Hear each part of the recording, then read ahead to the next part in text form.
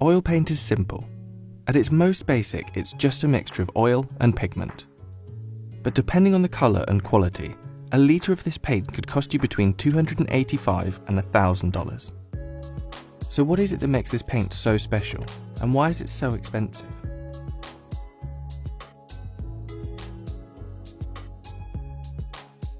Oil paint has been used for hundreds of years. It's made from a drying oil like flaxseed and pigment, sometimes with fillers and thickeners added. When mixed and crushed, these ingredients bind and thicken to form a permanent paint. While the rise of oil paint is associated with the Renaissance, paintings using poppy seed oil have been dated as far back as 7th century Afghanistan. But there's one key reason this paint hasn't ever been cheap. Pigments cost a lot of money. So in a good oil paint, you're going to be looking for high pigment loading and a good quality pigment in that high pigment loading. So it doesn't matter if you have loads of pigment if it's a bad quality pigment. You're looking for light fastness so it doesn't fade, and tests on light fastness that have been going on for generations, in fact, for some pigments. So you're not going to create a masterpiece and then 50 years down the line, it's completely washed out.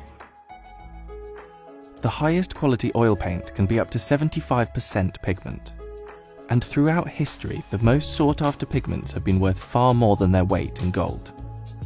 And that's because they take a lot of work to discover and to make. The favourite imperial colour in Roman times, Tyrian purple, was a bright pigment made from the glands of sea snails, and it could take 12,000 snails to make just 2 grams of the colour.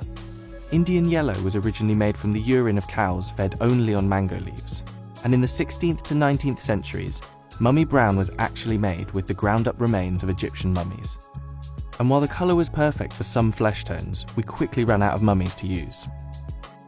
Pigments do dramatically change the cost, and in professional levels, you'll have series. So you'll have probably a series 1, well, up to series 7.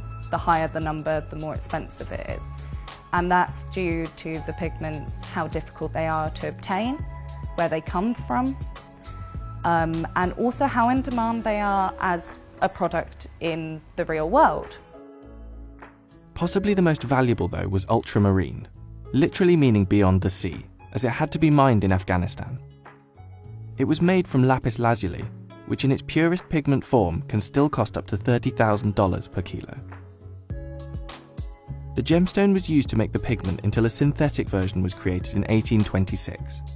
And the vibrant blue was valued so highly in the Renaissance that it was generally reserved for painting the robes of the Virgin Mary. Synthetic versions of many of these pigments have now been created. And while this means many are cheaper, some can still be difficult to produce. Cobalt blue, for example, has to be made by heating its components to 1,200 degrees Celsius. And once you have these pigments, they're tricky to work with. Winsor & Newton has been making oil paints for almost 200 years. And its factory in France produces over 5 million litres of paint each year. In fact, produced paint is like cooking. So we have mixing, so we are mixing components like pigments and other additives like oil. We have then milling, so it depends, we're using different type of machines. So we're using granite, ceramic or steel. Then we are testing, okay, so testing the viscosity, the grain, and of course the color. The whole process is so select. So for every single pigment, you need to handle it in a particular way. So it will need a particular amount of oil with it, and that ratio changes for every pigment. And you're going to need to grind it to a particular fineness. And actually, even with the same pigment, the milling and the grinding will affect the colour you have. So if you overgrind, you might end up with something duller, or with another colour, if you grind it very fine, you might end up with a purple rather than a blue. The research and testing for these colours can take months or even years to get right. Small samples of each colour are made in a lab to measure consistency and light fastness. Above all else, the quality of oil paint needs to be reliable, as professional artists need to guarantee that what they're working on now will last for hundreds of years. And despite comparatively new paints like acrylic, oil still remains an artist favourite. We've still got works that are still beautiful and relevant from the 15th century.